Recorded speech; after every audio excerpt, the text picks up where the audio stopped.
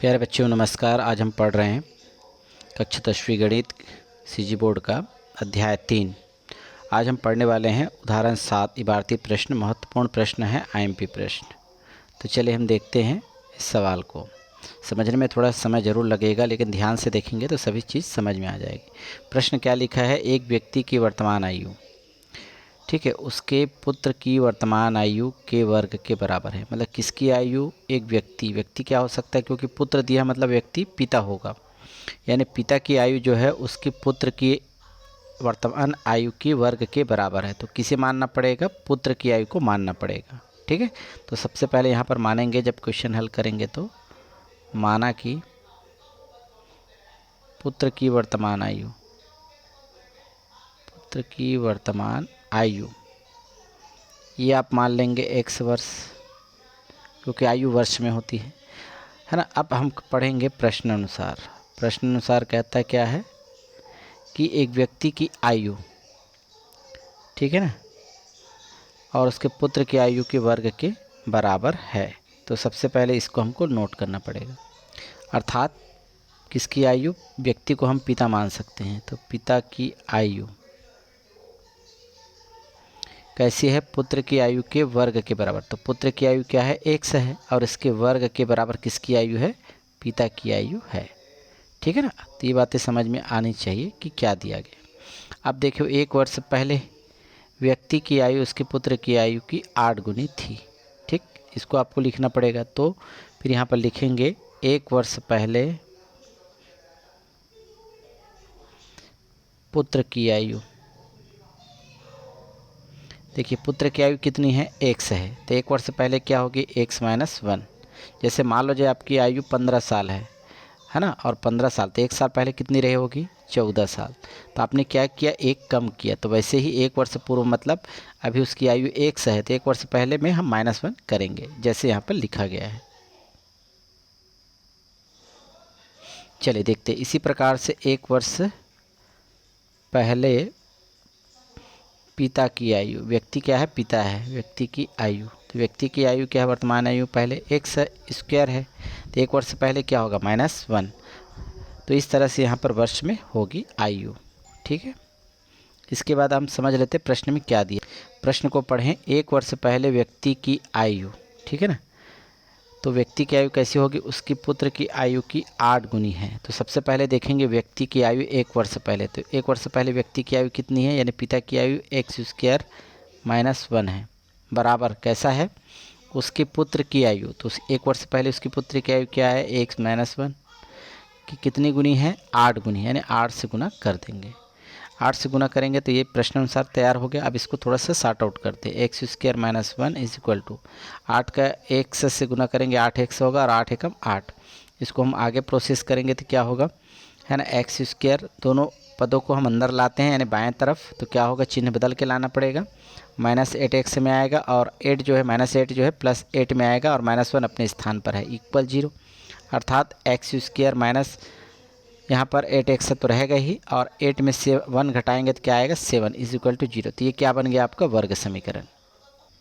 चलिए देखते हैं। अब ये वर्ग समीकरण तैयार हो गया। इसका मतलब यह है कि इसके मध्य पद को तोड़कर हम x के 2 उत्तर प्राप्त करेंगे। ठीक है, तो यहाँ पर हम मध्य पद तोड़ना जानते हैं। पहले पद अंतिम पद का गुना करेंगे तो 7 आएगा। तो किस तरह से होगा 7? तो यानी कि यहाँ पर आप देख पा रहे हैं, ऐसी स्थिति में क्योंकि धनात्मक मान आएगा, तो धनात्मक के लिए हम 8 से यानी मध्य पद से छोटी संख्या लेंगे, तो 7। यदि आपको पता नहीं है तो फिर से हम बता देते हैं। 1 और 7, यानी पहला पद 1 है, और फिर ये अंतिम पद 7, दोनों का +7 आ गया। जब +7 आएगा यानी कि यहाँ पर मध्य पद से 1 आपको कम लेना है। तो मध्य पद से 1 कम, मध्य पद में क्या है? 8 से 1 कम 7, फिर 6, 5, 4, ऐसा। तो ऐसा गुना करें कंटिन्यू, 1 2 3 4 इस तरह से गुना करना है। तो गुना करने पर 7 आना चाहिए। तो 7 एकम 7 ही आ सकता है। ठीक है ना, ऐसा कोई पहाड़ा नहीं जिसमें 7 आ सके, केवल 7 एकम 7 ही बनेगा। इसका हम प्रयोग करेंगे और मध्य पद 8x बनाएंगे। तो क्या होगा ये, है ना, 8x की जगह हम इन दोनों का अंकों का प्रयोग करेंगे। तो 7x - 1x, तो दोनों का योग कितना होगा? 8x होगा।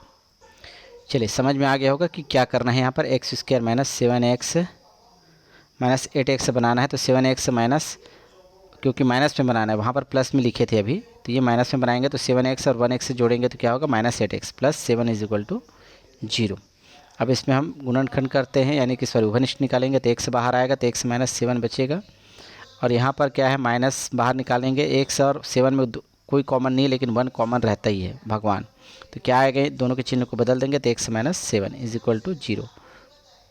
अब हम इन दोनों को फिर से बाहर निकाल सकते हैं, दोनों एक जैसे दिखाई दे रहे, x माइनस 7 और x minus 1 is equal to 0, यानी x minus 7 is equal to 0 लिख सकते हैं, या फिर x minus 1 is equal to 0, अर्थात x का मान क्या आएगा +7, और या फिर हम लिखेंगे, एक मिनट, या फिर हम इसको लिखेंगे, पक्षांतर करेंगे -1 का तो +1 होगा।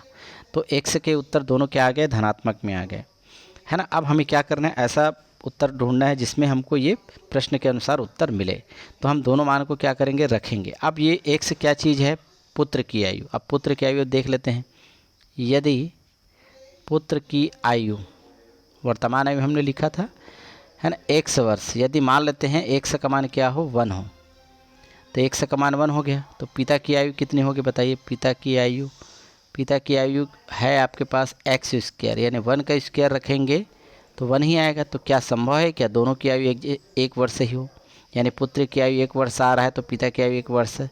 यह संभव नहीं है, यह संभव नहीं है। अब हम क्या करेंगे, x इज इक्वल टू 7, है ना, तो x इज इक्वल टू 7 यानी कि ये किसकी आयु है, पुत्र की आयु रखते हैं। तो हम देखते हैं पिता की आयु क्या होगी, पिता की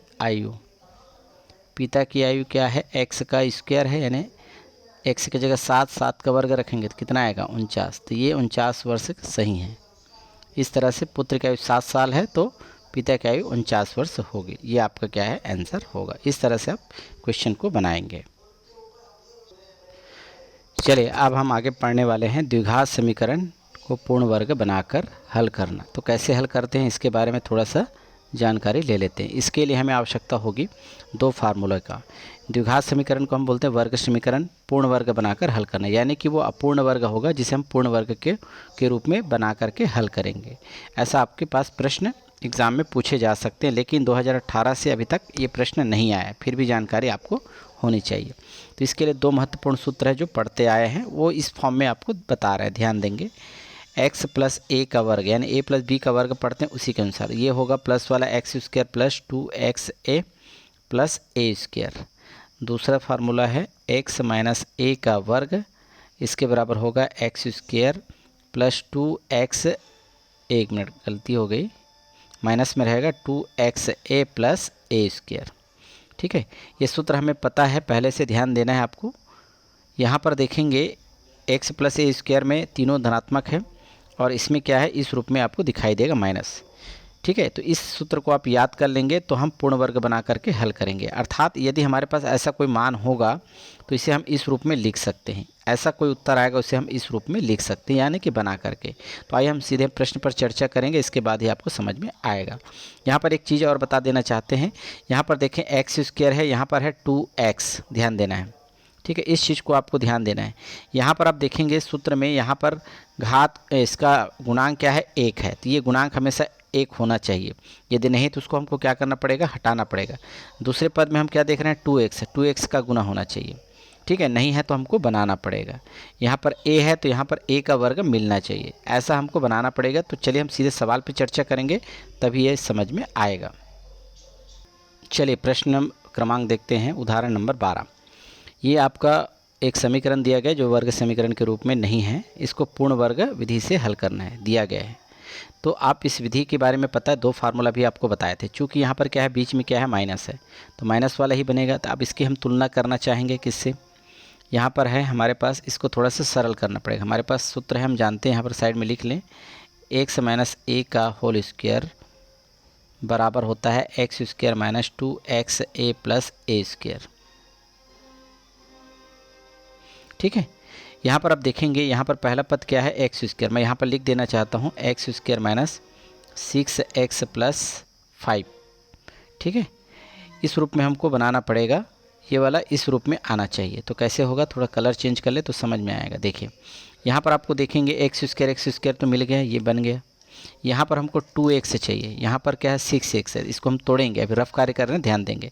x² माइनस, ऐसा ही करेंगे कि 2x के रूप में आ जाए। तो 6 को हम तोड़ सकते हैं, 2 गुना 3, एक्स और प्लस 5। यहाँ पे 3 पद है तो हमको 2 पद की आवश्यकता पड़ेगी, एक पद को हम क्या करेंगे, पक्षांतर करेंगे। क्यों करेंगे इसके बारे में हम आपको आगे बताएंगे। ठीक है, तो इस तरह से हमें क्या मिल गया, ये 2 पद, अर्थात इसको हम लिख सकते हैं एक्स स्क्वायर और 2 और एक्स को एक साथ लिख सकते हैं। 2x गुना यहाँ पर क्या आ गया 3 + 5। तो इसकी तुलना हम क्या करेंगे, पहले समीकरण से करेंगे। तो हमें मिल गया एक्स स्क्वायर 2x ये मिल गया। तो क्या बचा यहाँ पर, a बच गया। a का मान क्या होगा फिर 3 होगा। तो ये 3 होगा a का मान। तो यहाँ पर हमको क्या करना पड़ेगा, 3 का वर्ग करना पड़ेगा। आगे हम बताएंगे इसमें कैसे करना है। तो चलिए देखते हैं। चलिए इसको फिर बना लेते हैं इस रूप में, एक्स स्क्वायर - 2x × 3 + 5 = 0। तो आपको सबसे पहले 2 पद को ही रखना, मैंने बताया था। इस तीसरे पद को हमको हटाना है, यानी कि दूसरे पक्ष में हम लेके चले जाएंगे। ठीक है, तो इसको हम लेके चले जाते हैं। एक्स स्क्वायर - 2x × 3 = +5 है तो क्या होगा -5। ठीक है, अब हमें क्या करना है, ऐसा कुछ करना है जिससे हमारे पास इस फार्मूले के रूप में आ जाए। अभी इस पक्ष को देखिएगा, क्या लिखा है, एक्स स्क्वायर - 2x × 3। ठीक है, यहाँ पर a की जगह क्या है भाई 3 है। तो आपको ऐसा पद लाना पड़ेगा, क्योंकि हमारे पास 2 ही पद है। यहाँ पर देखो 2 पद है, तो हमको कितना पद बनाना है, 3 पद बनाना है।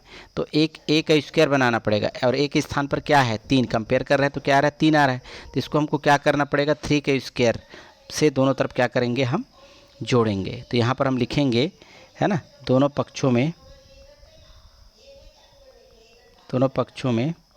3 स्क्वायर करके जोड़ने पर तो चलिए जोड़ लेते हैं। एक्स स्क्वायर - 2x × 3 + 3 का स्क्वायर = -5 + 3 का स्क्वायर। अब इसको थोड़ा सॉल्यूशन करें। ये वाला फार्मूला इस रूप में दिखाई दे रहा है, इसको हम एक बार और लिख लेते हैं। ठीक है, हमारे पास ये जो है वैल्यू, ये इस रूप में बन गया है। अब इसके जगह हम क्या लिखेंगे, ऐसा लिखेंगे। तो आपको पता है एक्स स्क्वायर तो है, 2 का 2, x का x, 3 की जगह a है, a की जगह यानी 3 है। तो इस तरह से इस रूप में हमको लिखना पड़ेगा, यानी इसके स्थान पर। तो क्या हो जाएगा फिर, ये x - 3 का स्क्वायर हो जाएगा, क्योंकि a के स्थान पर क्या है 3 है। आगे देखते हैं, इसको हल करेंगे तो -5 + 3 का स्क्वायर क्या होता है 9, यानी 9 में हम 5 घटाएंगे तो कितना बचेगा 4। आगे हम देखते हैं, यहाँ पर हम देखेंगे एक्स स्क्वायर - 3 का स्क्वायर है = 4। अब 4 भी किसी संख्या का वर्ग हो सकता है, क्योंकि इस पक्ष में वर्ग है, तो इसको भी हम वर्ग बनाएंगे। तो वर्ग किस में होगा, +-2 का होल स्क्वायर बराबर होता है 4। ठीक है, तो इसके स्थान पर हम लिख सकते हैं एक्स स्क्वायर - 3, 1 मिनट गड़बड़ हो गया है, त्रुटि को सुधार लेते हैं। यहाँ पर x - 3 था और स्क्वायर = 4। अभी आपको बताया गया 4 की जगह हम क्या लिख सकते हैं, +-2 का होल स्क्वायर, इसके बराबर 4 होता है। इसलिए क्यों लिखा गया है, क्योंकि इसमें भी स्क्वायर है। तो यहाँ पर x - 3 का होल स्क्वायर बराबर +-2 का होल स्क्वायर। तो वर्ग क्या हो जाएगा, घातांक के नियम से कट जाएगा। तो क्या बचेगा, x - 3 = +-2, यानी कि हम एक बार प्लस ले सकते हैं, एक बार माइनस। तो यहाँ पर आप सबसे पहले प्लस ले लें। प्लस लेने पर तो x - 3 = +2 लेंगे, फिर यानी 2 ही लिखेंगे। x का मान ज्ञात करने के लिए 3 का पक्षांतर करेंगे तो +3 के रूप में जाएगा। इस तरह से x का मान क्या आएगा 5, ये पहला आ गया। अब हम माइनस लेंगे, माइनस लेने पर तो x - 3 = +2 लिए थे पहले में, अब इसमें लेंगे -2। आगे हम हल करें x के बराबर, तो 3 क्या है प्लस में चला जाएगा और -2 आपके पास है। तो इस तरह से दोनों का अंतर क्या आएगा, 1 आएगा। तो यही क्या होगा, आपका आंसर होगा। इस तरह से क्वेश्चन को आपको सॉल्व करना है। चलिए इस प्रश्न को ध्यान से देखेंगे। इसे भी पूर्ण वर्ग विधि से बनाना है। 2x² - 7x + 3। तो यहाँ पर क्या है 2 ले दिया हुआ है, यानी एक्स स्क्वायर का गुणांक 2 नहीं होना चाहिए, क्योंकि हमने आपको सूत्र में बताया था, चूँकि ये माइनस वाला है, x - a का फार्मूला में बताए थे कि x² - 2xa + a² के रूप में होना चाहिए। तो पहला पद x² ही होना चाहिए, यहाँ पर गुणांक 1 के अलावा कुछ भी नहीं होना चाहिए। तो यहाँ पर गुणांक कितना है 2 है, तो 2 को हमको क्या करना पड़ेगा, सबसे पहले हटाना पड़ेगा, क्योंकि हमको इस रूप में समीकरण दिखना चाहिए। ठीक है, तो यहाँ पर कितने पद है, 1 पद, 2 पद, 3 पद। इसमें 2 पद को रखना है, तीसरे पद को हमको क्या करना है, पक्षांतर करना है। तो चलिए हम देखते हैं कैसे इसको सॉल्व करेंगे। मैं कलर चेंज कर लूँ। चलिए तो एक बार लिख लेते हैं क्या दिया गया है, 2x² - 7x + 3। ध्यान से देखेंगे तभी समझ में आएगा। तो सबसे पहले इस 2 को हटाना पड़ेगा, यानी कि इसको कैसे हटाएंगे, भाग देने पर। तो दोनों पक्षों में हम भाग दे देते हैं, 2 से भाग, यहाँ पर लिख सकते हैं 2 से भाग देंगे। तो 2 से भाग देंगे तो क्या होगा, 2x² बटा 2 माइनस 7x/2 प्लस 3/2। ध्यान से देखें, ये आ गया तो 2 और 2 क्या हो जाएगा, कैंसिल, यानी x² माइनस 7/2 और ये x plus 3/2 is equal to 0। अब यहाँ पर देखो हमको x² तो मिल गया, ये वाला पद, ये माइनस है तो ये माइनस भी मिल गया हमको। ठीक, यहाँ पर आपको 2x प्राप्त करना है। चाहे तो आप ये वाला तीसरा पद पक्षांतर कर सकते हैं, पक्षांतर भी कर दीजिए, कोई दिक्कत नहीं है।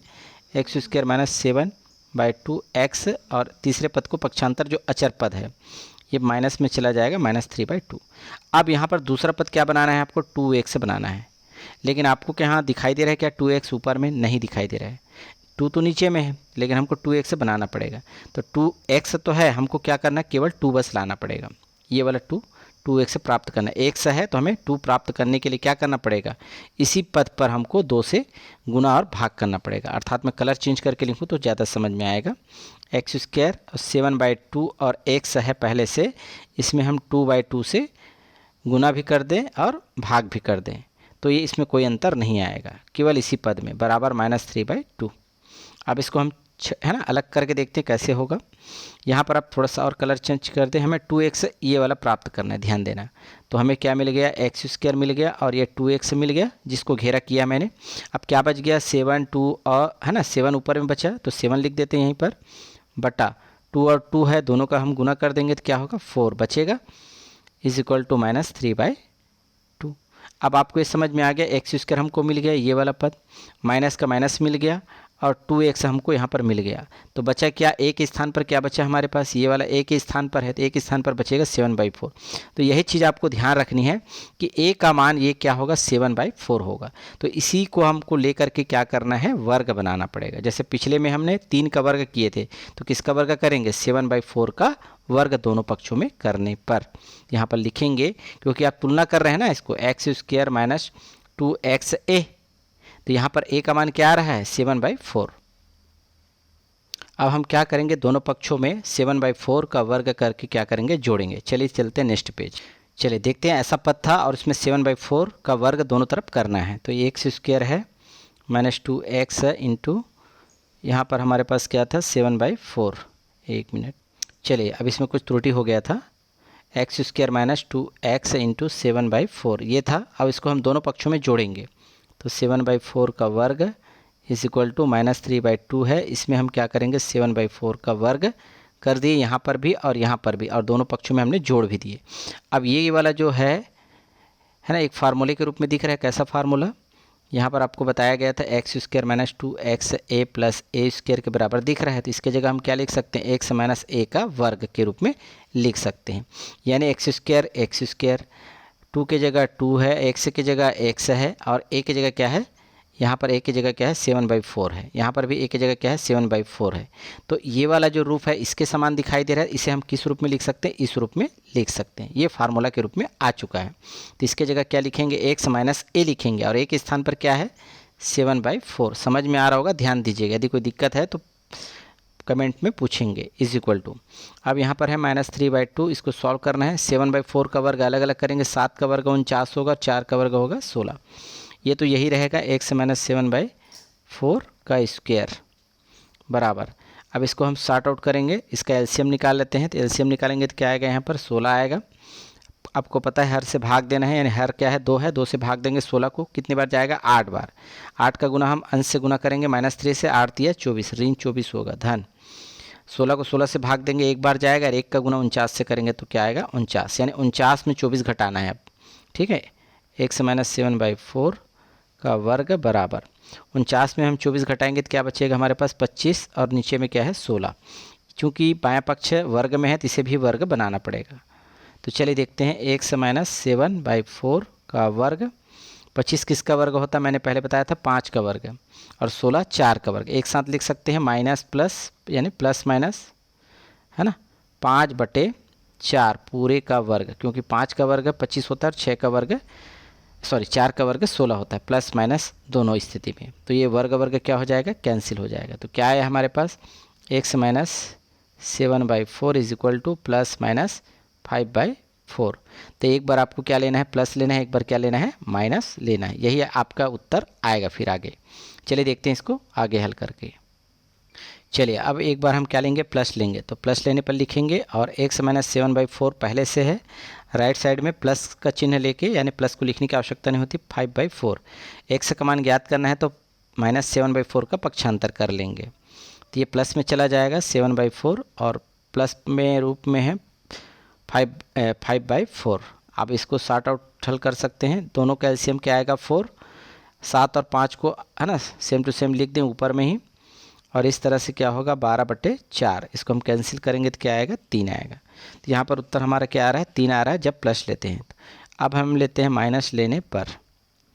माइनस लेंगे तो क्या होगा, सॉरी एक मिनट, x माइनस 7/4 है इज इक्वल टू माइनस लेंगे -5/4। ये वाला पक्षांतर करेंगे तो क्या हो जाएगा, प्लस में चला जाएगा 7/4 -5/4 पहले से है। तो x के बराबर हमें ज्ञात करना है, तो दोनों का एलसीएम 4 ही आएगा और साथ में 5 घटा देना है शॉर्ट फॉर्म में, बीच में ऋण चिन्ह है तो ऋण, तो साथ में 5 घटाएंगे तो कितना आएगा 2 और 2/4। इसे आप कैंसिल करेंगे तो क्या आएगा 1/2। तो आपका 2 उत्तर यहाँ पर प्राप्त हो रहा है। ये वाला पहला है, अर्थात x अभिष्ट हल होगा x के बराबर 3 और x के बराबर 1/2। ठीक है, तो ये आपका आंसर कहलाएगा। इस तरह से हम किसी भी वर्ग समीकरण को पूर्ण वर्ग के रूप में बदल करके उसके मान को ज्ञात कर सकते हैं। चलिए आज के लिए वीडियो यहीं तक, और वीडियो काफ़ी लंबा हो जाएगा तो नेक्स्ट प्रश्नावली 3 पर हम आगे चर्चा करेंगे। वीडियो को लाइक सब्सक्राइब जरूर करें, कमेंट अवश्य करना चाहिए। बहुत बहुत धन्यवाद वीडियो को देखने के लिए।